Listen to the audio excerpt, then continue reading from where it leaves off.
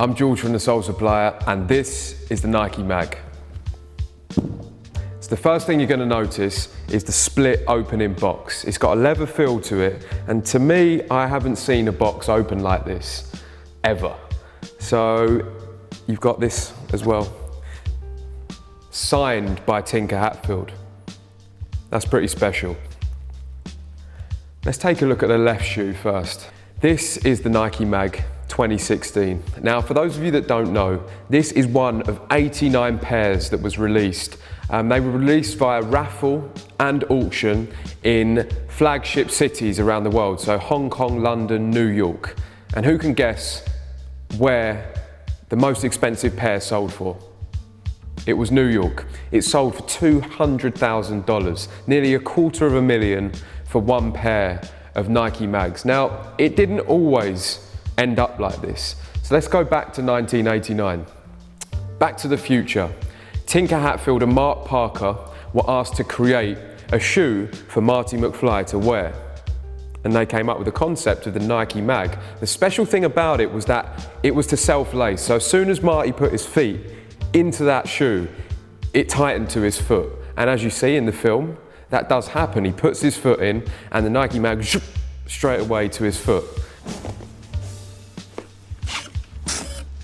Power laces, all right. This pair is very close to that, except on the top, you've actually got these buttons on the inside. The green button, that tightens it to your foot, and the red button loosens it, and the yellow button is for, how can we ignore the lights? The Nike mag wouldn't be the same without the lights on the side. It looks very close to what it looks like in the film, Back to the Future, but it's got some slight differences. This one is actually, it's quite a bit more solid, a bit more stable than the one in the film, which looks a lot more flexible on his foot. And this is actually my size as well, so I'm very tempted right now to put this on. We should definitely have a look at what it looks like on the foot.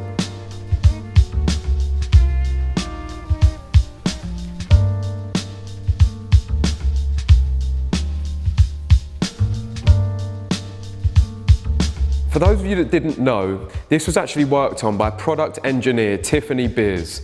Now in 2005, after many online petitions, many people asking, bring the Nike mag to life, they decided that they would start creating it. So Tiffany sat down and they started working out how they were going to bring this self-lacing technology into a shoe. 2011, there were 1,500 pairs released of a retail Nike mag, but it didn't self-lace. The technology wasn't ready yet. So it took around 4 more years before we got to this 2016 pair. In Back to the Future, Marty went forward to October 21st, 2015, and that was actually the date that the 2016 Nike mag was announced by Nike. So there was a lot of rumors flying around, and that they dropped the big news on that day. They then released by raffle and auction in 2016. So basically 1 year later, on October 2016, the raffle happened. And this is one of, there were over 600,000 entries. This is one of those entries that won. And this is the Nike Mag 2016 self-lacing.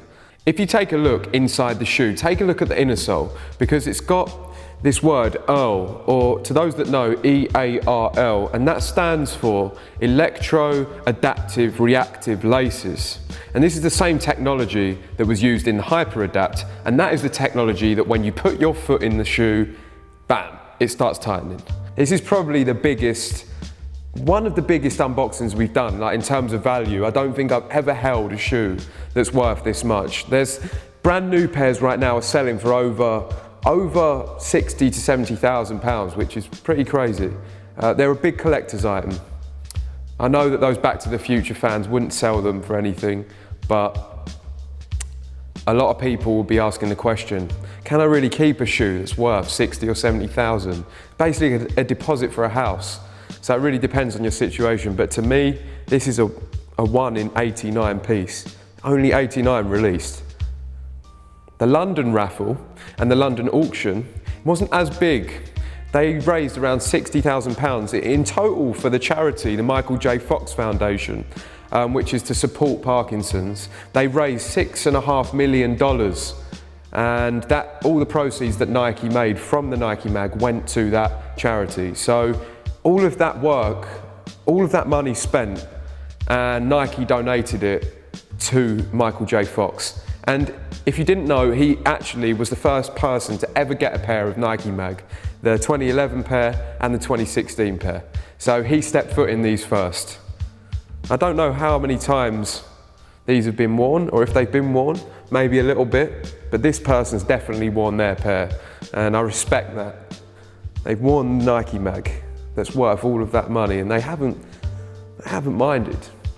Here's the signature strap on the front, Nike swoosh on the sidewall, and you know that's kind of like elephant print with that crazy green speckle on the midsole, Nike mag branding at the back, signature box. Thanks for watching.